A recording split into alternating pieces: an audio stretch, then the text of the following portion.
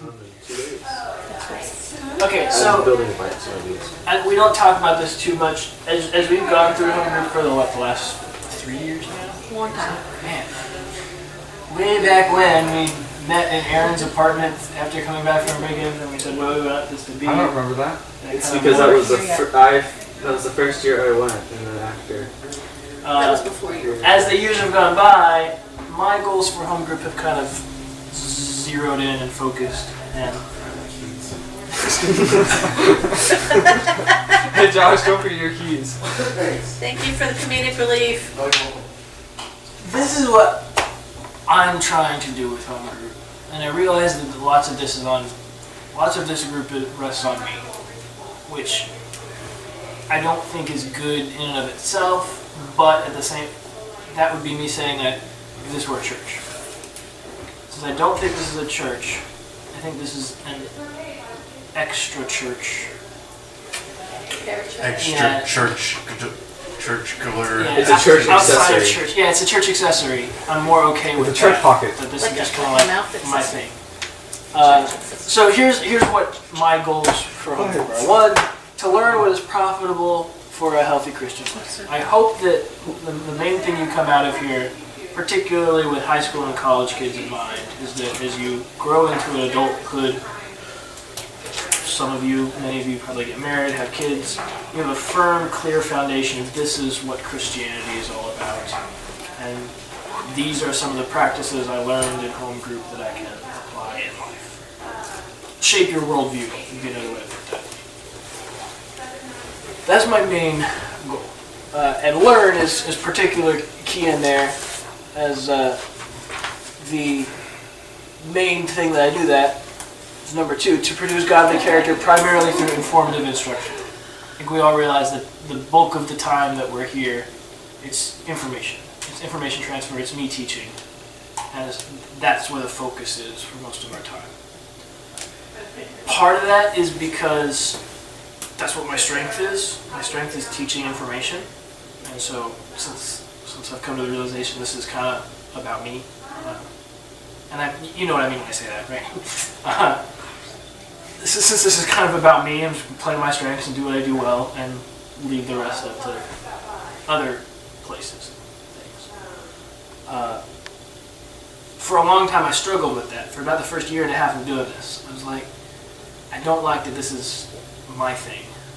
I don't like that this is kind of centered around what I'm doing and what I'm... Because I was trying to think of this as kind of like a church. And when I stopped thinking of it like that, I became more comfortable with that. I'm explaining all this just so you know where I'm coming from, and as we're trying to craft some sort of a plan moving forward, as we look towards Riggins this year, this is how I'm thinking about stuff. So I'll finish explaining this and I'll say what I want to do. To be an additional resource for Christian growth, but not to replace healthy membership in a local church. That's key. Like I said, the point of this is not to be your church. We're not doing the things that the church is supposed to do here. We're doing some of the things that the church is supposed to do. But we're not doing all the things that the church is supposed to do. This is supposed to supplement membership in a local body. This is like a class Yeah, offered by the church. very much so. Yeah, this is like a class, like a Sunday school class. To address the questions churches are usually afraid to address, that's something that's kind of holdover from when I was serving in the youth ministry. That was kind of one of the things that I got to be known for, was if you have a question about something that you don't really want to ask other people, you can go ask Steven and he'll answer. Questions about suicide, questions about ghosts and aliens, questions about Revelation. It just kind of, that was where I got. And I find that quite often, particularly in the high school age and a little bit into the college age, you need a place to ask those questions to get answers. Otherwise, you're going to get off to college and think that the church doesn't have answers, and we do. So I want to make sure those answers are available. And I find lots of places just aren't answering those questions. And it's mostly due to either the leaders are scared to because they don't know the answers themselves, or they're trying to address the more important things, and they're not... the students are distracted by the questions they're actually asking, so they can't focus in on the more important things. If that makes sense. If you're preoccupied about what does the Bible say about aliens, you're not going to be focused on the foundation of the gospel, because you want to get that question answered first, because it seems more interesting. But if that question gets answered, it kind of gets put out of the way, so we can get to the important stuff. So that's part of what I'm trying to do with Homegroup, is to answer any questions you have, as well as I can.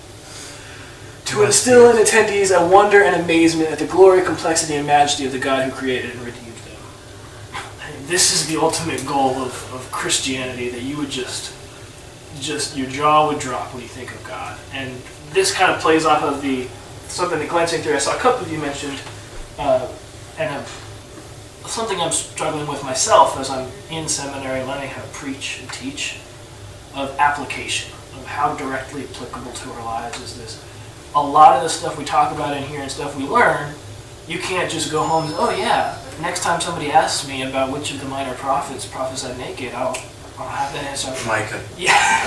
Or what their names mean. Not particularly applicable, not particularly directly applicable in your life, right? But the indirect application is to see the depth that the institution you're a part of, the church, has. There is a massive, vast array of knowledge and wealth and just majesty that when you see all of those little pieces filter together and add up to the Messiah, it should just make your jaw drop. It should instill wonder and amazement at the glory and complexity of our God. And so that's kind of what lots of what I teach can seem kind of dry, not very applicable. That's the ultimate goal. When you come away, it's like when you're looking at a million-piece puzzle and it's completed, you just kind of go, wow. Right? I'm trying to show you all the pieces and how they fit together so that you can on your own time go, wow. And then finally, to organize and execute a trip to Riggins each year, that it remains good to do so. I don't want to keep going to Riggins if it's no longer good to do that. But that was kind of how this group formed, was around Riggins, and that remains part of the purpose every year.